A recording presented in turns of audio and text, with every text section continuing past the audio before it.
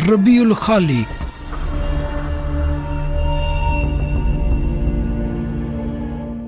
दुनिया के अजीम सहराओं में से एक सहरा, एक ऐसी धरती जहां बास्ते रसूल सल्लल्लाहु अलैहि वसल्लम हुई।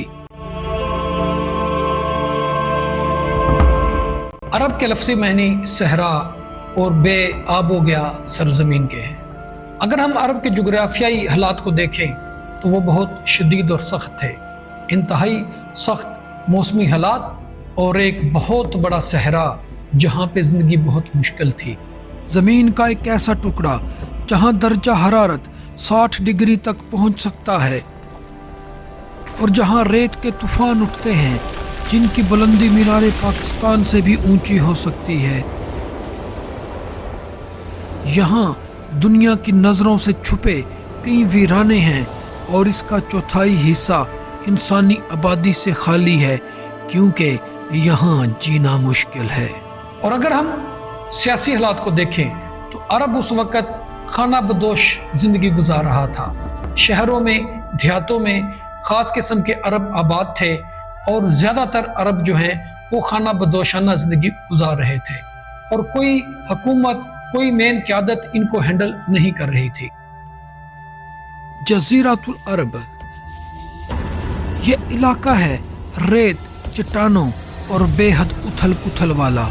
यहाँ दिन का टेम्परेचर 60 डिग्री सेंटीग्रेड तक पहुँच सकता है। खुले में गिने चुने जानवर ही ज्यादा देर तक जिंदा रह सकते हैं।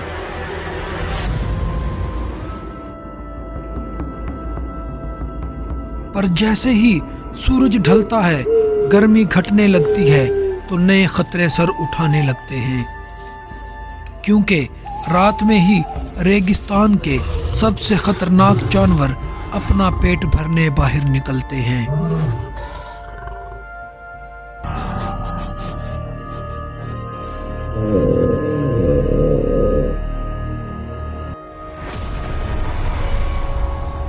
गर्मी से तपते वीरान बेरहम इस सहरा में सूरज की तेज रोशनी की वजह से मुश्किल से ही कुछ खाने को मिलता है।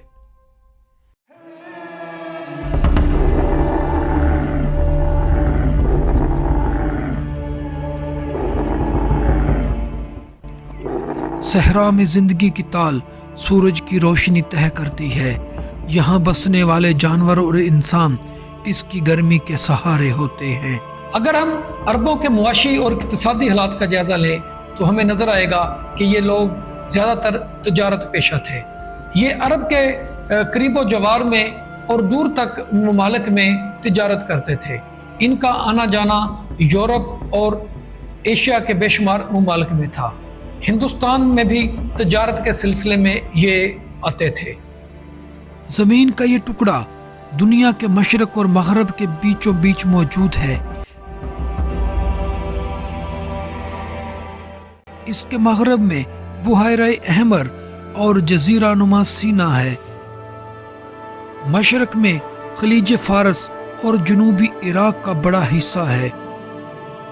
जनूब में बुहायरा अरब है जो दर हकीकत बहरे हिंद का फैलाव है। शुमाल में मुल्क शाम और शुमाली इराक है। इसके रकबे का अंदाज़ा 10 लाख से 13 लाख मुरब्बा मील तक लगाया जाता है। सनत ना होने के बराबर थी। चमड़े और कपड़े की छोटी छोटी सनतें घरेलू सतह पे अरब के मुख्तलिफ हिस्सों में नजर आती। अरब के सहरा की वजह से ज़राअत यहाँ ना होने के बराबर थी। बहुत थोड़े पैमाने पे ज़राअत होती थी। लोगों की ज़िंदगी का जो इन्हिसार है वो ज़्यादातर जानवरों पे था। जानवरों को पालना, उनका दूध, उनका गोश्त खुराक के तौर पे इस्तेमाल करना और उनकी खाल से कपड़ा बनाना और खैमों के लिए इस्तेमाल करना और कुछ छोटे मोटे पेशे अहले अरब करते थे। अरब के लुग़वी महीने हैं सहरा और बेआबो गया ज़मीन। अहद कदीम से ही ये लफ्ज़ जज़ीरा नुमा अरब और इसमें बसने वाली कौमों पर बोला गया है। जज़ीरा नुमा अरब तबई और जुग्राफियाई हैसियत से बड़ी हैसियत रखता है। अगर अरबों की इखलाकी सूरत हाल पे नज़र डाली जाए तो ये बेशुमार खूबियों और खामियों का मरकब थे। ये बेहतरीन मेहमान नवाज थे।